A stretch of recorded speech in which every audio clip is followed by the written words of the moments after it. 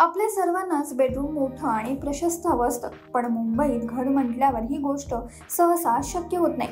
पण तुम्ही काही टिप्स फॉलो करत सोपे DIY हॅक्स आजमावले तर तुमचाही बेडरूम प्रशस्त आणि नीटनेटका नक्कीच दिसू शकेल.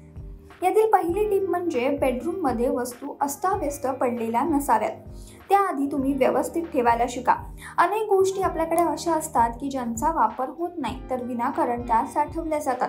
तर अशा वस्तू सर्वप्रथम तुम्ही बाहेर काढा. दुसरी टिप म्हणजे भिंतीचा रंग.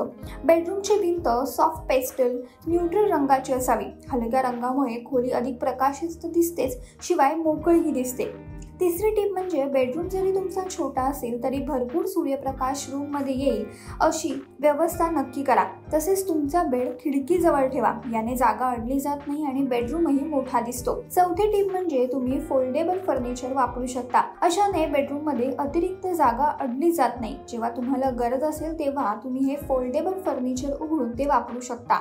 पाचवी टिप म्हणजे बेडरूममध्ये मोठे आरसे, तामझाम असलेले ड्रेसिंग टेबल ठेवू नका. याने बेडरूममध्ये जागा तर अडतेच, शिवाय लुकही बिघडतो. तुमचा बेडरूम छोटा असेल तर ड्रेसिंग टेबल ऐवजी तुम्ही भिंतीवरील आरसा वापरू शकता. याने खोलीचा आकार मोठा आणि रुंद दिसण्यास मदत होते. सहावी टिप, बेडरूममध्ये सजावटीसाठी रेषांचा वापर करा. उभ्या रेषा डोळ्याला वरच्या दिशेने खेचण्यास उपयोगी पडतात. त्यामुळे बेडरूम उंच आणि अधिक प्रशस्त दिसतो. सातवी टिप, बेडरूम मोठी दिसण्यासाठी तुम्ही कशी ठेवता यावर सर्व डिपेंड असतं.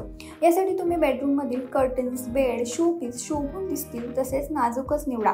डोळ्यांना बटबटील वाटतील अशा वस्तू कधीही बेडरूममध्ये ठेवू नका. याने लूक तर बिघडतोच, शिवाय रूमही अस्ताव्यस्त दिसतो.